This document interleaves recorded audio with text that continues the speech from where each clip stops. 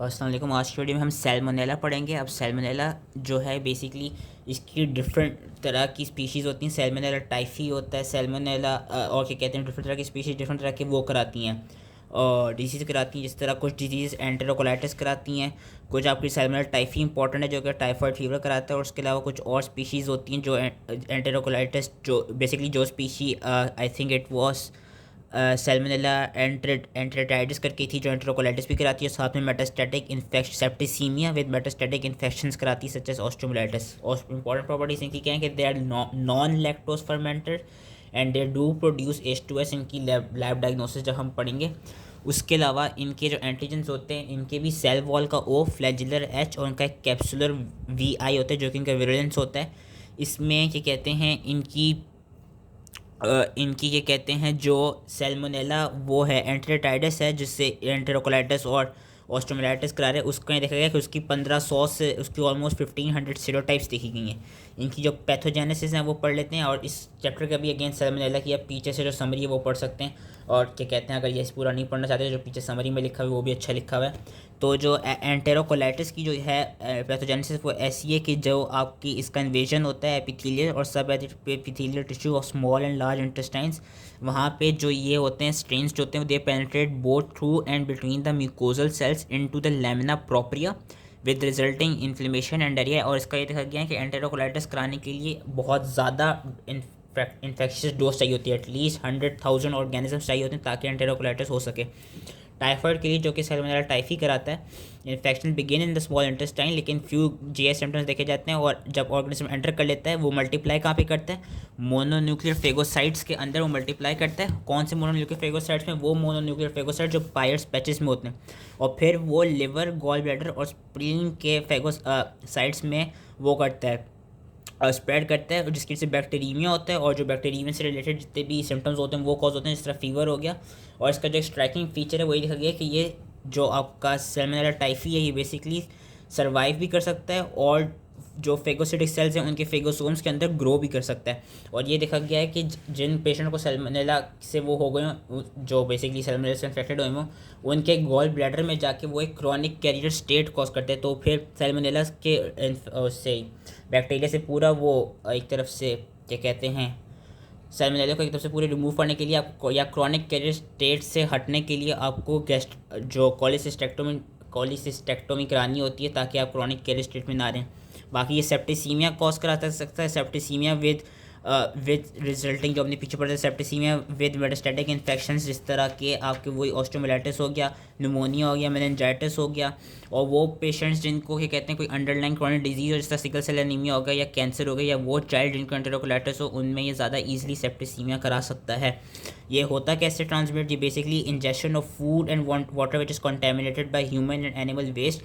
लेकिन जो इसमें याद रखना है कि जो सैल्मोनेला टाइफी है ना, टाइफी सिर्फ ह्यूमन से ट्रांसमिट होता है, और ये जो आपकी ह्यूमंस की कॉलोन है वहीं पे इसकी हैबिटेट होती है। वेयरस जो बाकी सैल्मोनेला हैं जो कि एंटेरोकोलाइटिस करा रहे हैं, उनका देखा गया कि वो ह्यूमन के साथ साथ एनिमल सोर्सेज में भी उनके रिजर्वायर होते हैं। जिस तरह एनिमल सोर्सेज में आपके क्या कहते हैं, पोल्ट्री एनिमल सोर्सेज में आपके वो हो गए, ये सारे एनिमल्स हो गए। एनिमल्स के बेसिकली कॉलोन में भी देखा गया सैल्मोनेला, जो डिफरेंट तरह के सैल्मोनेला होते हैं वो उधर भी उनकी हैबिटेट होती है। इनकी क्लिनिकल फीचर्स क्या होते हैं, क्लिनिकल फीचर्स ये होते हैं कि जो एंटेरोकोलाइटिस कराता है उसका इंक्यूबेशन पीरियड है 12 to 48 आवर्स।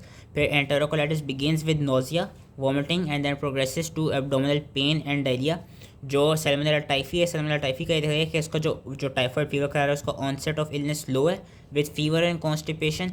और आफ्टर द फर्स्ट वीक जैसे ही बैक्टीरिया में सस्टेन हो जाता है तो फिर हाई फीवर होता है, डिलीरियम होता है, टेंडर एब्डोमेन हो जाता है, इनलार्ज स्प्लीन हो जाता है। और आपको जिसकी क्लिनिकल फाइंडिंग है वो रोज स्पॉट्स मिलते हैं या रोज कलर्ड मैक्यूल्स मिलते हैं एब्डोमेन में, which are associated with typhoid fever. साथ में ल्यूकोपीनिया और एनीमिया भी देखा जाता है।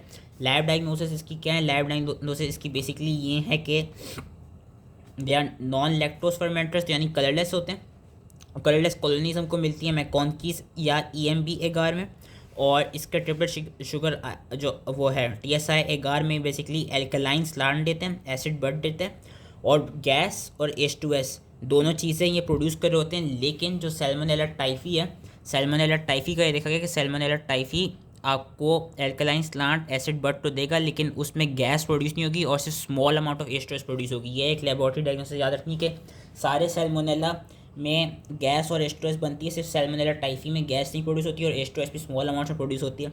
और इनका कल्चर लेने के लिए हम क्या कर सकते हैं, जो एंट्रोकोलाइटिस करा रहे हैं उनसे हम स्टूल सैंपल में ले सकते हैं, और जो बेसिकली वो करा रहे हो टाइफाइड फीवर करा रहे हो उनके लिए हम ब्लड कल्चर ले सकते हैं। वेराज जो सेप्टिसीमिया करा रहे हैं, सेप्टिसीमिया विद वो करा रहे थे ऑस्टियोमाइलाइटिस करा रहे थे, तो उनमें हम बोन मैरो से भी कल्चर्स ले सकते हैं। ट्रीटमेंट के लिए क्या दिया जाता है, ट्रीटमेंट जो एंटेरोकोलाइटिस की है वो यूजली फ्लूइड और इलेक्ट्रोलाइट रिप्लेसमेंट से दे दी जाती है, क्योंकि इसकी ट्रीटमेंट हम ज़्यादा नहीं कर सकते, क्योंकि जो एंटेरोकोलाइटिस है वो खुद ही एक सेल्फ लिमिटिंग डिजीज़ है, वो खुद से रिजॉल्व होता है। वेराज जो टाइफाइड है, सैल्मोनेला टाइफी के लिए हम सेफ्ट्राइजोन दे सकते हैं या सिप्रोफ्लैक्सेसिन दे सकते हैं, और हम एजिथ्रोमाइसिन भी दे सकते हैं। इसकी प्रिवेंशन कैसे होती है, प्रिवेंशन इसकी ऐसे होती है क्योंकि ये आपके ह्यूमन वेस्ट से वो, क्योंकि ह्यूमन और एनिमल का जो वेस्ट फूड कंटेमिनेट, जो कि ह्यूमन और एनिमल का वेस्ट जो कि फूड और वाटर को कंटेमिनेट कर देता है, उसकी वजह से ये आपका एक तरफ से वो होता है, एक तरफ से एंटर होता है बॉडी में। तो इसलिए इसकी जो प्रिवेंटिव मेजर ये है कि प्रॉपर पब्लिक हेल्थ और पर्सनल हाइजीन के मेजर लेने चाहिए, कि प्रॉपर सीवेज ट्रीटमेंट हो, सही से क्लोरिनेटेड वाटर सप्लाई हो, कल्चर्स और stool samples from food handlers to detect carriers किए जाएँ, हैंड वॉशिंग की जाए prior to food handling, pasteurization of milk की जाए, प्रॉपर कुकिंग टेक्निक्स की जाए पोल्ट्री एग्स और मीट की, ये सारी इसकी प्रिवेंशन होती है। और इसमें एक और चीज़ जो इंपॉर्टेंट है कि इसकी 2 वैक्सीन्स होती हैं जो कि हमने याद रखनी, विच आर इंपॉर्टेंट। 2 वैक्सीन्स किसके खिलाफ होती हैं, सैल्मोनेला टाइफी के खिलाफ होती हैं, जो टाइफाइड फीवर करा रहे हैं।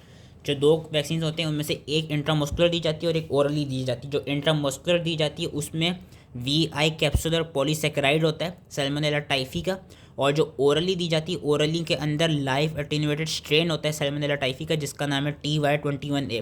तो ये इसका याद रखना था। इसकी वैक्सीन के कहते हैं कि 2 तरह की वैक्सीन होती हैं, एक इंट्रामस्कुलर जिसमें सैल्मोनेला टाइफी का VI कैप्सुलर एंटीजन होता है, और एक ओरली जो दी जाती है उसमें सैल्मोनेला टाइफी का लाइव एटेन्यूएटेड स्ट्रेन होता है जिसका नाम होता है TY21A। So that was it. I hope easily समझ में आ गया हो, एंड थैंक यू।